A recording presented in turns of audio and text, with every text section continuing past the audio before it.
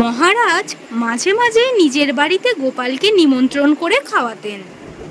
গোপালকে মহারাজ ভীষণভাবেই পছন্দ করতেন। রাজসভার কাজ শেষ হওয়ার পরে প্রায় বলতেন, আর অবেলায় বাড়ি কেন যাবে গোপাল, এখানেই দুটি খেও।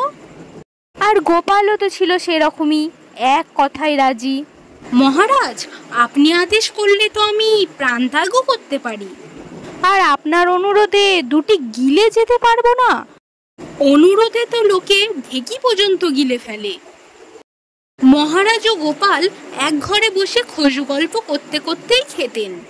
সেদিন মহারাজ পাতে বসেই বললেন, আগে কি খাবো বলো তো, এত রকমের পদ আছে, কোনটা ছেড়ে কোনটা শুরু করব সেটাই তো বুঝতে পারছি না গোপাল। গোপালও তো তেমনই ছিলেন। তিনি বললেন, মহারাজ আগে বেগুন পোড়া খেয়ে নিন, তারপর দেখবেন পোড়ার মুখে সবই ভালো লাগবে। হ্যালো বন্ধুরা, কেমন লাগলো আজকের এই গল্পটি যদি ভালো লেগে থাকে তাহলে একটা লাইক করে দেবে, আর হ্যাঁ প্লিজ চ্যানেলটিকে সাবস্ক্রাইব করতে ভুলো না। আজকের মতন এই পর্যন্তই, আবার আসছি একটা মজাদার ভিডিও নিয়ে। টাটা।